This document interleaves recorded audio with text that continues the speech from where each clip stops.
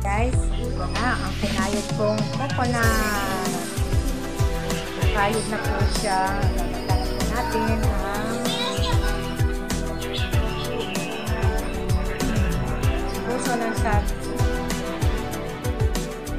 Guys, mag-igisa tayo. May mantika na po. Igisa muna po natin yung luya. Sayang natin yung luya. Kasi magluluto po tayo ng nilatakang puso.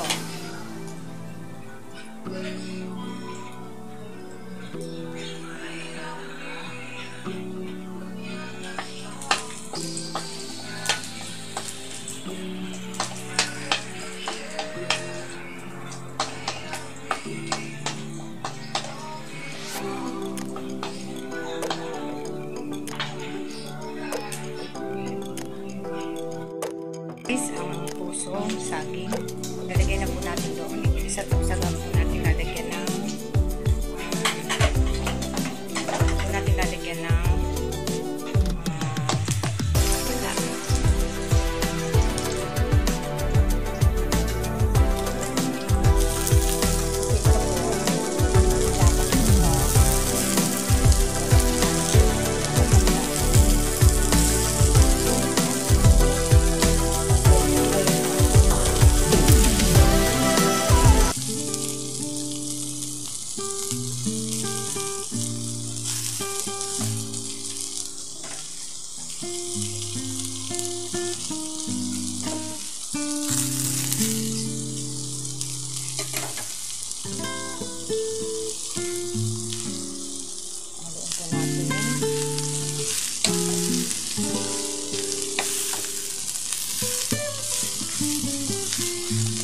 po natin yan ng coconut milk.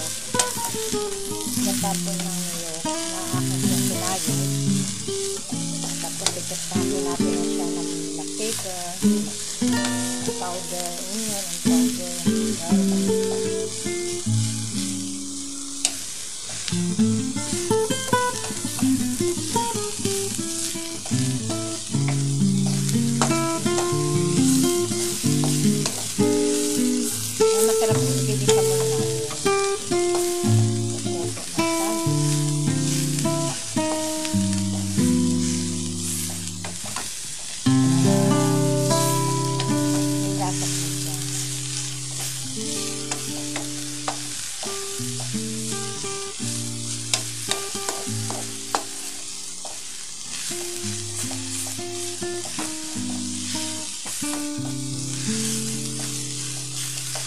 Ang bango-bango. Nakarinig po ba kayo ng ganito na puso ng saging? Kasi po meron pong ginigisa lang, meron pong gustong ginataan. Gusto ko po yung may gata. Gata ng niyog. Masasal niyo po yan, depende. Kung gusto niyo po igigisa lang, sa akin po, gata. Para yummy. Sarap kain. Kasi ito po gulay. Fresh milk. Gulay.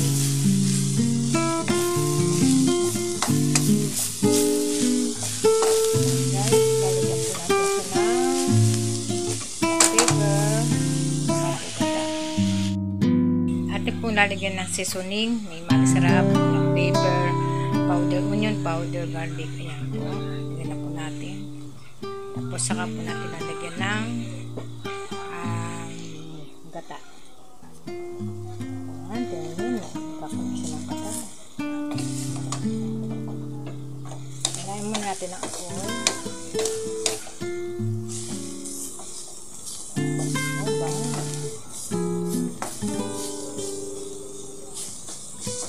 Ayan, susunod po natin ang po yung gata, guys. Ito pong gata ng niyog na pangalawa. Tapos mamaya po, lalagay po natin yung first na gata para sticky po. Lagyan na po natin, guys. Ito man po ay para maluto muna.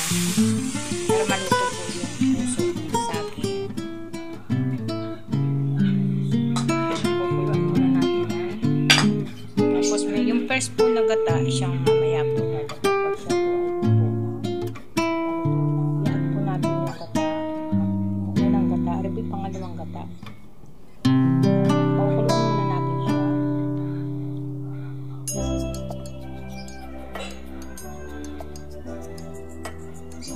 Guys.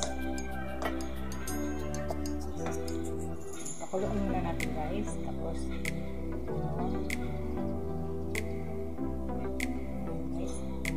hayaan mo na kumulo.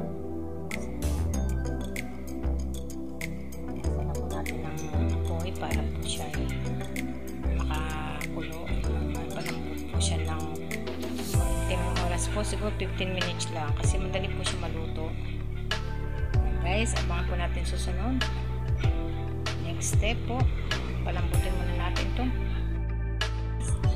Dito po sa Batangas, ang puso po ng saging ay pwede nyo natin lagyan ng mga green leaves. Ako, ang ginagamit ko po ay malunggay. Ayan po yung malunggay. Lagyan po natin po yung malunggay para po yummy. Ayan. Kasi malapit po siya maluto. Kaya hindi ko na po yung malunggay. Okay. Dali lang po maluto yung malunggay. Pa-decoration din po yan. Ayan, guys. Wow! Yummy! Ang masustansyang gulay, malunggay. Pampalakas po yan. Hayaan po natin siya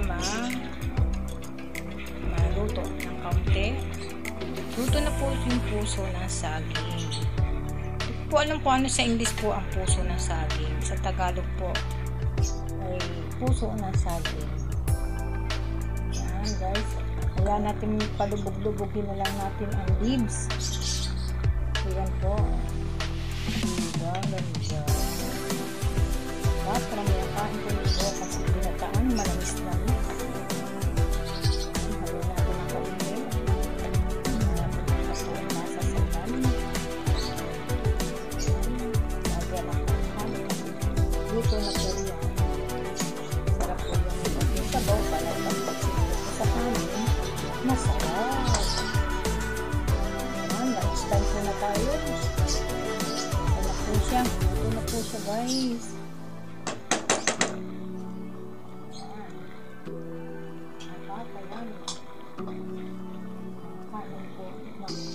Aking madiel. Gusto po ito ng aking madiel. Lalo na po pag mayroon siyang bibis. Hindi ko po nilagyan ng dry piece kasi po kahit yung nanay ko kaya hindi po bawal po yung maalat. At ganun din po sa akin. Depende po sa inyo pagluluto. Kung lagyan po nyo ng dilis or dry foods, dry peas, yan, pwede po. Flat kung malasa yun. Or bagoong isda, pwede rin po. Depende na po sa inyo. Pero ako hindi na po maglalagay kasi comfortable na po ako dyan sa aking ingredients. Pepper, ginger, garlic, onion. Nagdilig ako pa siya ng powder. Ng garlic onion. So, ito na po tayo. Matapos, kasi luto na po yan, baka po na yung sabaw. Wala po sa inyo. Wala po sa inyo yan. Yan po ay fresh na po. Ayan guys. Tapain ko na po yung apoy niya. Tayo pwede na po kumain. Ayan, yummy! Rich peas. Let's go eating!